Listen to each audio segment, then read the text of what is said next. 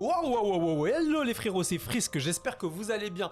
On se retrouve aujourd'hui pour une vidéo encore thread horreur. D'ailleurs, la dernière vous a grave plu, j'en suis trop content parce que comme vous avez pu le voir, j'ai tenté des trucs niveau montage, j'ai fait ce que j'ai pu, j'ai bossé comme jamais sur cette vidéo là. Voilà quoi, j'ai fait vraiment le meilleur de moi-même, vous avez eu le meilleur de Frisk. Et vu que le concept de la vidéo vous a plu en majorité, parce que je dis en majorité parce qu'il y en a une à qui ça n'a pas plu, oui c'est à toi que je parle, toi qui viens du Schnorr. J'ai décidé de rempiler cette semaine pour une nouvelle vidéo thread horreur. Et celle-là elle est vraiment bizarre parce que c'est un mail que j'ai reçu sur Twitch de la part d'un abonné.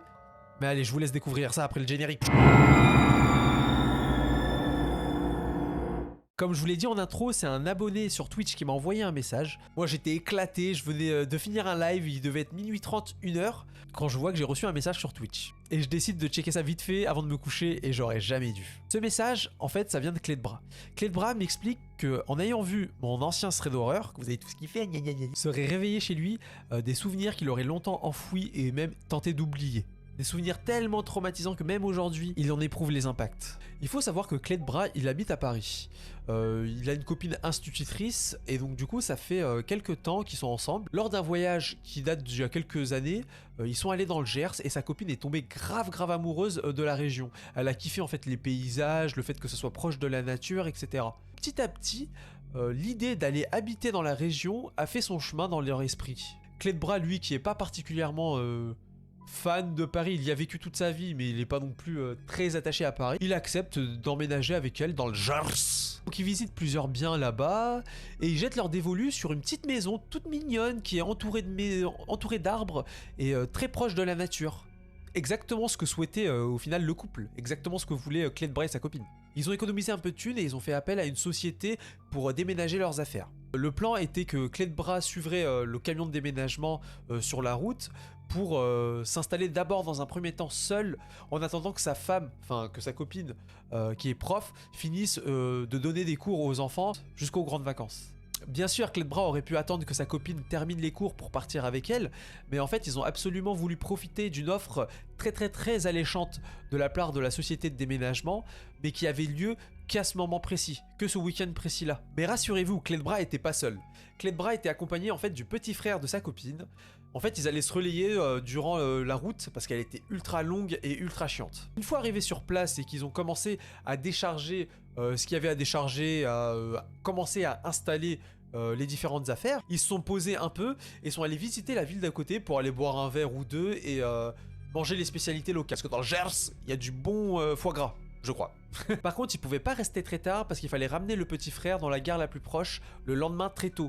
Parce qu'en fait, il avait besoin d'être à Paris pour un entretien dans la semaine. En rentrant, Clé de Bras se rendit compte que la maison avait un aspect plutôt glauque et lugubre de l'extérieur. En fait, c'est la première fois qu'il la voit de nuit et de dehors. La maison est complètement isolée, entourée d'arbres. En journée, ça va parce que la maison a une vue magnifique. Depuis le premier étage, on voit tous les arbres qui nous entourent et notamment au loin la Garonne. Donc ça va. Mais par contre, la nuit...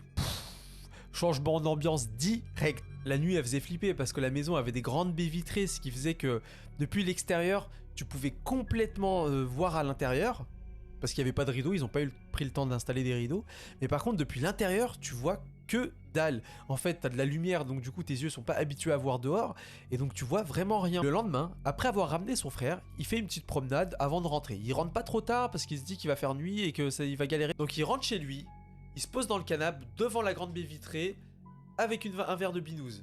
Et là il est dégoûté parce qu'il peut pas avoir Netflix parce qu'il a pas signé avec un opérateur parce qu'il vient tout juste d'arriver. Et en plus il capte rien parce qu'il est tout au fond du Gers entouré d'arbres et le réseau passe pas. Posé sur son canapé, Clé de Bras arrive de moins en moins à observer à travers sa baie vitrée. En fait la nuit commence à tomber et il commence à avoir un petit sentiment de panique. Donc il se lève et commence à traverser toute la maison pour allumer des lumières. Mais là, il y a un petit sentiment très désagréable qui lui vient à l'esprit. Il est persuadé d'être observé depuis l'extérieur. Il en est sûr à 100%. Et là, Clé de Bras, on le comprend, imaginez être tout au fond d'une forêt, dans le noir, genre tellement, où il fait tellement sombre que tu peux tendre ton bras et tu vois même pas tes mains. Là, il y a de quoi cogiter. Et là, ce fou, il se monte la tête, il est persuadé qu'il y a quelqu'un à l'extérieur qui le suit de pièce en pièce. Et donc là, Clé de Bras décide d'accrocher des serviettes sur les barreaux des fenêtres. Et donc, pour oublier ce sentiment désagréable, il va dans le salon et il décide de regarder un film comique. Évidemment, ça n'a pas marché, il est toujours en train de cogiter au fait qu'il y a quelqu'un qui est en train de l'observer. Et malgré ça, Il se dit qu'il faut absolument qu'il dorme parce qu'il est extrêmement KO, ça fait 2 jours qu'il bosse non-stop à nettoyer la maison, etc. Ce qu'il décide de faire, c'est de se couvrir avec une couette et de s'endormir. Il éteint la télé et il se retrouve donc dans le noir complet. Il est tellement fatigué qu'il s'endort en quelques minutes. Mais plus tard cette nuit, il se réveille pour attraper un verre d'eau qu'il avait posé sur la table à côté. Il prend une bonne grosse gorgée et regarde autour de lui quelques secondes.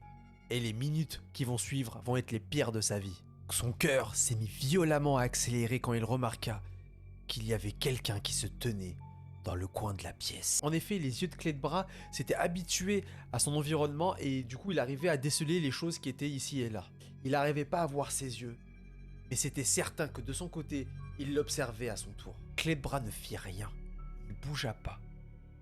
Mais pas parce qu'il l'avait choisi, juste parce qu'il était en panique, il était tétanisé. Et de son côté, l'intrus non plus bougeait pas, il était évident qu'il essayait de passer inaperçu. Dans son coin, il bougeait plus, il était prostré comme ça. Clé-de-Bras prend sur lui et réfléchit.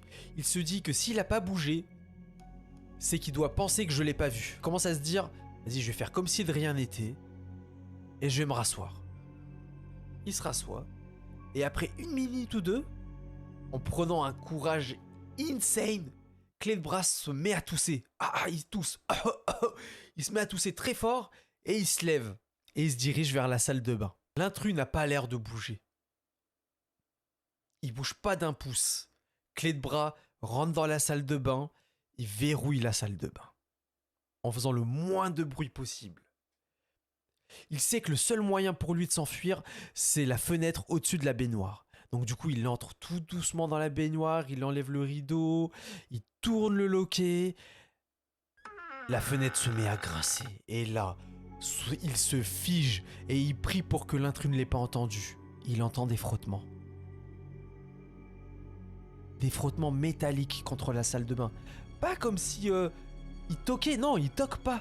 Il est en train de frotter quelque chose de métallique contre la porte. Quelque chose pour montrer à Clé-de-Bras qu'il est là de l'autre côté de la porte. Poussé d'adrénaline, Clé-de-Bras s'engouffre dans la fenêtre. Il arrive à passer la moitié de son corps quand, bam, quelqu'un lui attrape le pied. Gros coup de pied avec le pied qui libre, bam, il tombe en avant. Il se rattrape sur les bras et il s'enfuit. Il court dans la forêt, il s'enfonce dans les bois. Il court et il s'arrête. Il s'arrête parce qu'il est essoufflé. Son cœur, il est au bord de l'explosion et il se retourne pour regarder la maison. La porte de la maison, bam, elle s'ouvre. Et en fait, le mec, tout habillé en noir, avait un couteau immense, descend les escaliers et il recherche partout. Et il cherche et il s'enfonce dans les bois. En grognant, qu'est-ce qu'il est où, je sais pas. Mais loin de là où était planqué Clé-de-Bras. Boum, au bout de 10 minutes, il réapparaît à l'autre bout de la forêt. À l'autre bout de la forêt, il est là et il rentre dans la maison. Il rentre dans la maison et il se dit mais qu'est-ce qu'il va faire là? Et donc, Clé-de-Bras, il passera la nuit dans la forêt près de cet arbre-là. Il ne bougera pas. Et heureusement pour lui, le jour commence à se lever. Et d'un coup, il prend l'initiative, aidé par la lumière du jour, d'aller voir la maison. Il y va, il marche tout doucement, il arrive devant la porte d'entrée. Et bam, il prend les clés, il se précipite dans la voiture, il met le contact et il se barre. Et c'est là que s'arrête l'histoire de Clé-de-Bras. Il a réussi à s'enfuir. Mais l'intrus aussi. Waouh, Clé-de-Bras, il s'en est tellement bien sorti. Quel sang-froid, les gars, quel sang-froid. Moi, je pense qu'à sa place, j'aurais juste remonté la couette, j'aurais fait comme si de rien n'était. En espérant qu'il reparte. À votre avis, qu'est-ce qu'il voulait, ce psychopathe? Est-ce que c'est un psychopathe? Est-ce que c'est un cambrioleur? Qu'est-ce qu'il voulait? Et à la fin, là, pourquoi il est rentré, il est retourné dans la maison? C'est trop bizarre. Est-ce qu'il est venu juste prendre des choses de valeur et repartir? C'est trop bizarre. Ou alors est-ce qu'il l'attendait là calmement le temps qu'il revienne dans la maison? Cette histoire, moi, m'a grave plu.